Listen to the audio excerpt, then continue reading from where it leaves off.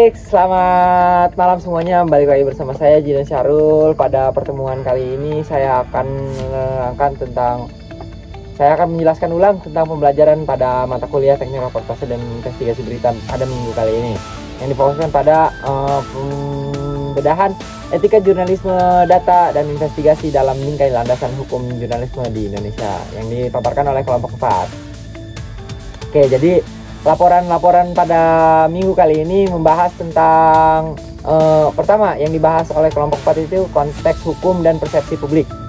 Nah, konteks hukum secara yuridis, praktik jurnalisme di Indonesia memiliki landasan kuat. Praktik jurnalisme di Indonesia berlandaskan pada Undang-Undang Dasar 1945 Pasal 28F dan Undang-Undang Nomor 40 Tahun 1999 tentang pers. Nah, terus lanjutnya yaitu membedakan dua jurnalisme. Bedakan dua jurnalisme pada kelompok 4 ini menjelaskan perbedaan dasar antara dua jenis jurnalisme yang menjadi fokus bahasan. Jurnalisme investigasi didefinisikan sebagai bentuk jurnalisme yang berfokus pada penelusuran mendalam. Praktik ini bertujuan mengungkap fakta tersembunyi dari sesuatu kasus atau peristiwa yang mengandung kejanggalan dan bersifat rahasia. Jadi jurnalisme ini menuntut ketekunan, keahlian, dan juga keberanian. Jurnalisme investigasi didefinisikan sebagai bentuk jurnalisme yang berfokus pada penelusuran mendalam. Praktik ini bertujuan mengungkap fakta tersembunyi dari suatu kasus ataupun peristiwa yang mengandung kejanggalan dan bersifat rahasia. Jurnalisme ini menuntut ketekunan, keahlian, dan keberanian. Jurnalisme data, jadi dijelaskan sebagai jenis jurnalisme yang mengandalkan pengumpulan, pengolahan, dan analisis data untuk menghasilkan berita yang akurat. Istilah data driven journalism atau DDJ, data driven journalism. Jurnalisme ini mulai dikenal pada tahun 2009. Tujuannya adalah menjelaskan fenomena sosial secara lebih mendalam. Jadi seringkali menggunakan visualisasi seperti infografis. Nah, seperti itu.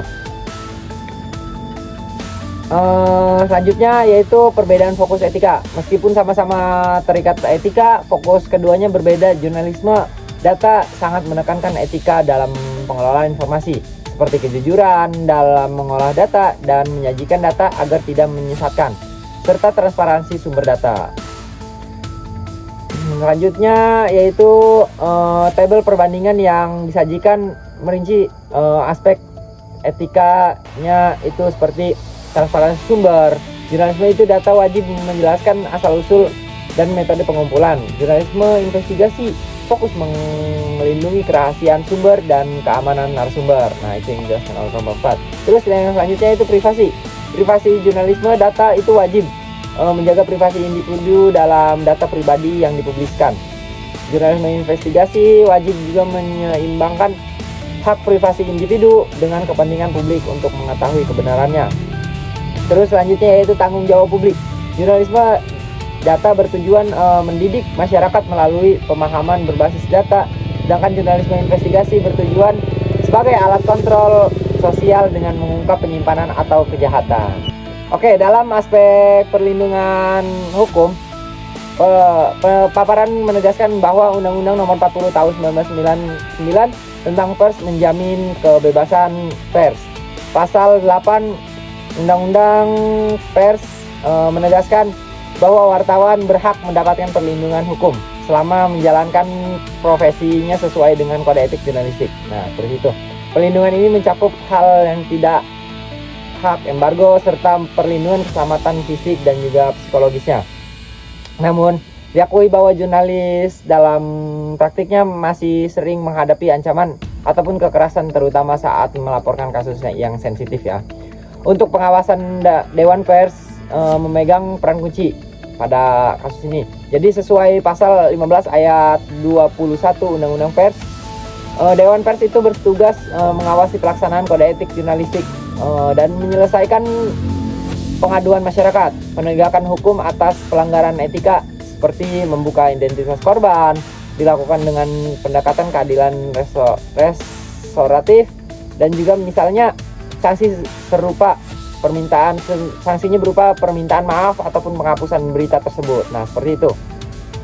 Mungkin hanya itu yang disampaikan oleh kelompok 4 pemaparannya.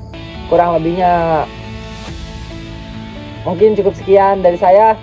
Sampai berjumpa di minggu depan. Dadah.